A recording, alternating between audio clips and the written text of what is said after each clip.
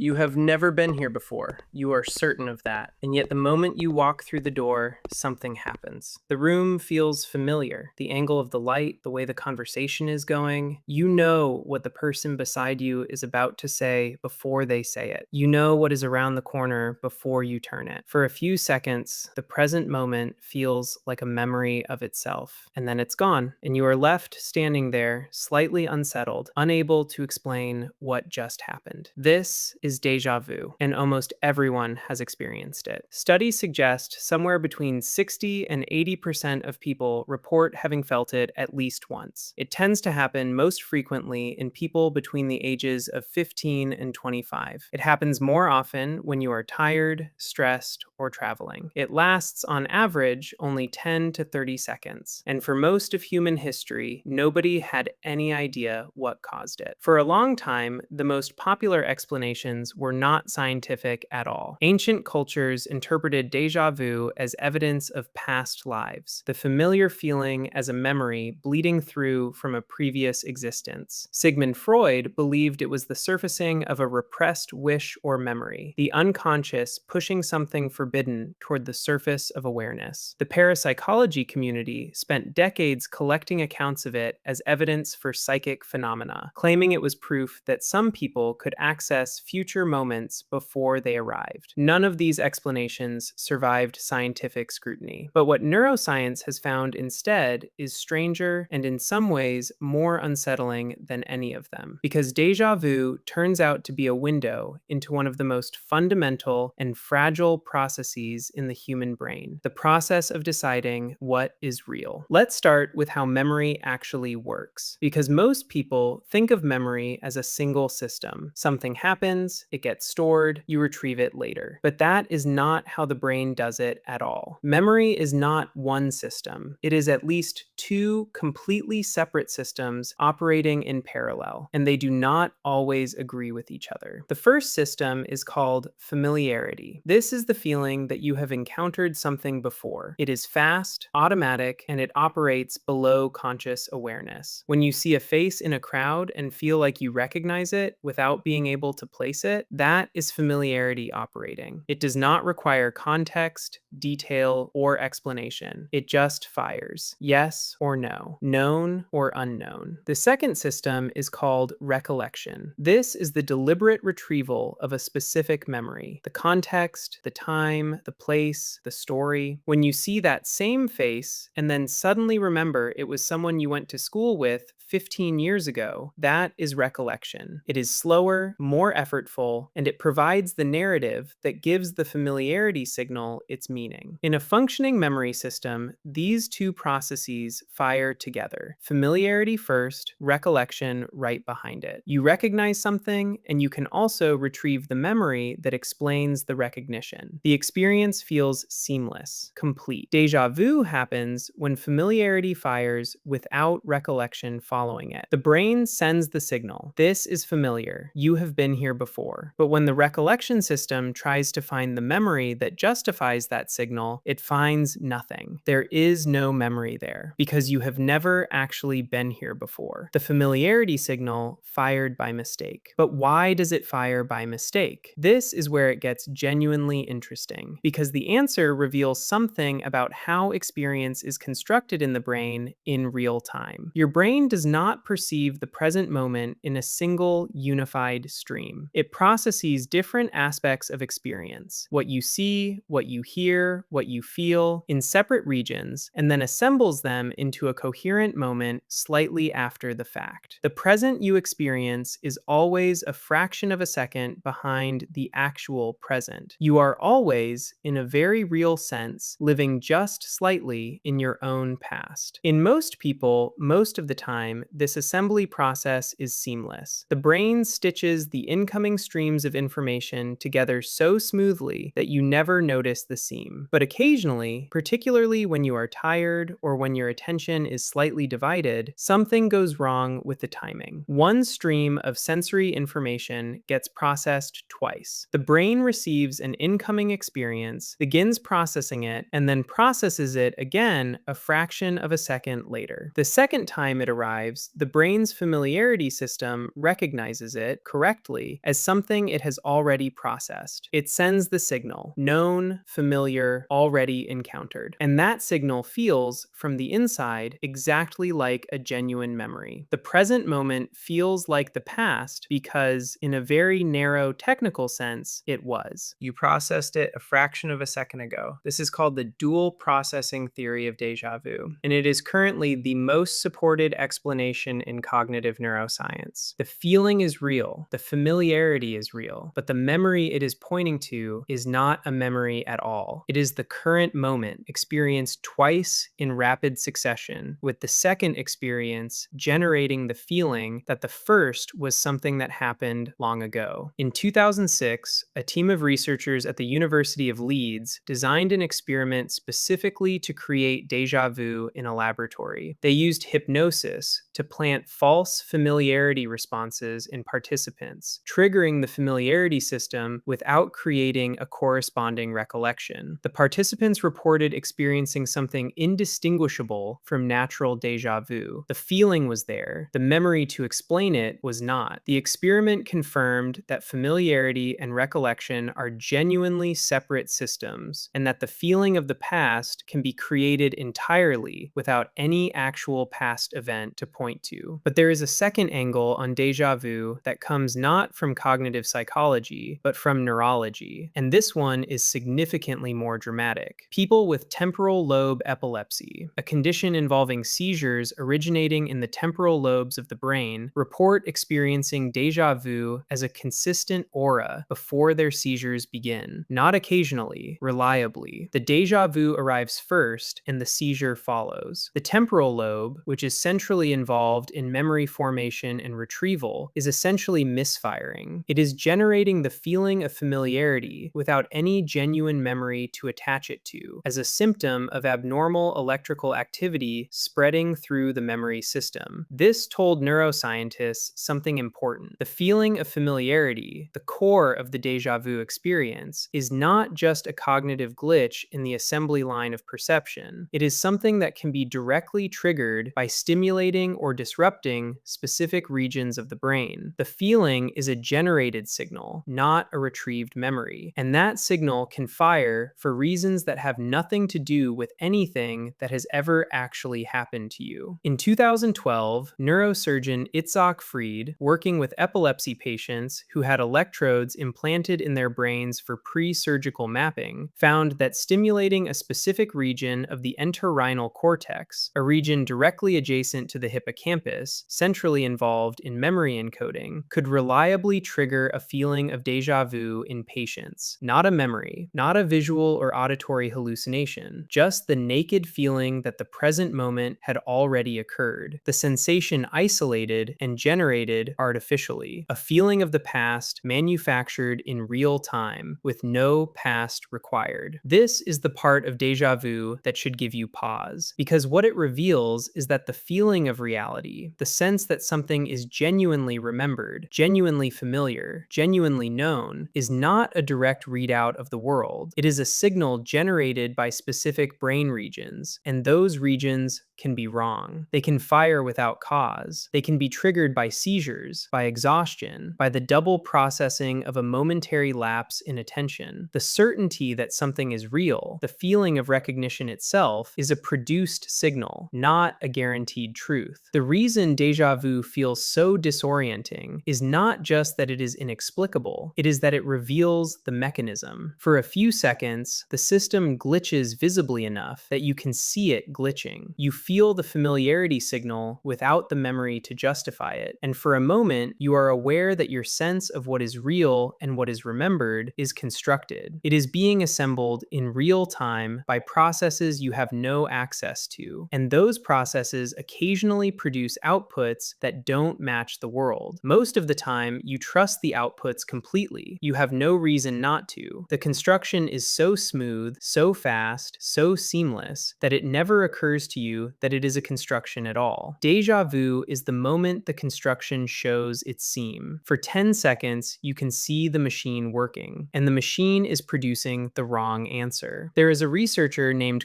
Moulin at the University of Grenoble who has spent over a decade studying déjà vu and its rarer cousin, a condition called persistent déjà vécu. Where ordinary déjà vu lasts seconds, déjà vécu is a chronic state in which sufferers feel constantly that everything they are experiencing has already happened. Every conversation is familiar. Every room has been visited. Every book has been read before. Every moment of the present feels like a memory of itself. One of Moulin's patients, a retired postman in his 80s, stopped watching television and reading newspapers because he felt he had already seen every program and read every story. He stopped going out because every street felt like somewhere he had already been that day. He was not confused about where he was or who he was. He simply experienced every present moment as a past one. The present had been replaced entirely by the feeling of the past. This condition, rare, distressing, poorly understood, is thought to involve persistent misfiring of the familiarity system, often associated with damage to or deterioration of the medial temporal lobe. The system that is supposed to fire briefly and then yield to recollection instead stays on. The familiarity signal becomes permanent, and the present becomes inaccessible because it always feels already over. For most of us, déjà vu is 10 seconds of mild unease and a conversation starter. For the small number of people who experience it chronically, it is a prison made of the present moment, a world in which nothing can be new because everything already feels remembered, which makes the ordinary version of it, the version most of us know, seem almost like a gift in comparison. 10 seconds of seeing the machine, 10 seconds of feeling the seam between experience and memory, and then it resolves. The familiarity signal fades. The recollection system confirms there is nothing to retrieve. The present moment becomes the present moment again, and you keep moving forward, trusting the construction, the way you always do, until the next time the machine glitches. And for a few strange seconds, the now feels like a memory of itself, and you stand there again, in a room you have never been in, certain that you have been here before.